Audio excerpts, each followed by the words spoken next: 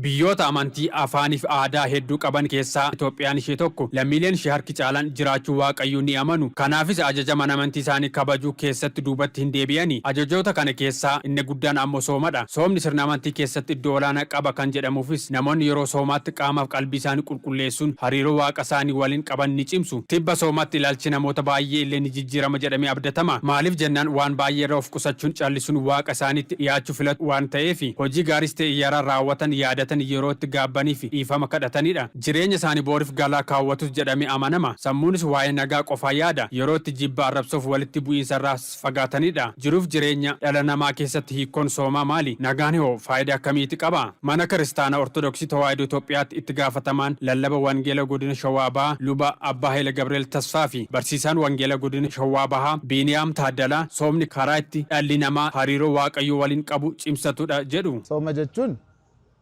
namni hojii foona dhisee hojii nafsee kan itti hojjetu. Sooma jechuun hojiiwwan Waaqayyoo waliin kan hariiroo kan goonu, Waaqayyoo waliin kan dubbannu soomaan jecha. Sooma jechuun of qusachuudha. Waa hundarraa of qusatan. Waa hundarraa jechuudha. Waan muraasarraa miti nyaatarraa of qusatanii, waan badaa laalurraa ijji of qusatti, waan badaa dhaggeeffachuurraa gurra of qusatti, waan badaa dubbachuurraa afaan of qusata jechuudha. Sooma jechuun kan. Soomniif nagaan hariiroo addaa qabaachuu cimsanii himu. Gaafa sooma soomu immoo Waaqayyoon abbaan keenya Gooftaa Yesuus Kiristoos Wangeela Maatiyos irratti maal jedhe? Gaafa soomtan akka Fariisaawii hin ta'inaa. Guyyaa soomaa namni maal lallaba? Waa'ee nageenyaa lallaba. Laal waa'ee nageenyaa, waa'ee tokkummaa, waa'ee misoomaa. Soomii gaafa soomnu dabarraa hin fagaanna, hamminyarraa hin fagaanna, nama rukuturraa, nama arrabsurraa hin fagaanna waan ta'eef inni sun nageenya jechuudha. Hordoftoonni yeroo amma soomaa jiran hariiroo maatii fi ollaa bira darbuun biyyaaf waan gaarii yaaduun akka dabarsanis dhaamani. Namni erga nageenya ofiisaa jalqaba ofiisarra erga nagaa ta'e hundaaf nagaa ta'a.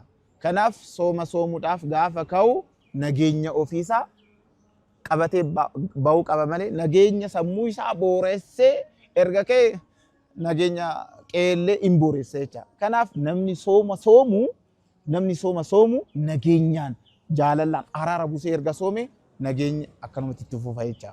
Namni soomu Waaqayyootti garagala. Namni Waaqayyootti garagale immoo biyya misoomsa. Biyya misoomsa nageenya labsa, nama beela'ee nyaachisa, nama kufee hin kaasa, nama dhibame hin yaalchisa, nama rakkate hin gargaara namni soomu. Namni Waaqayyoo wajjin deemu waan gaarii hojjete jechuudha. Kanaaf namni sooma keessatti deddeebi'u, namni Waaqayyoo sodaatu biyya misoomsa. Isin tibba soomaatti maal hojjechuun hariiroo waaqa waliin qabdan cimsattu yaada keessa nu barreessa.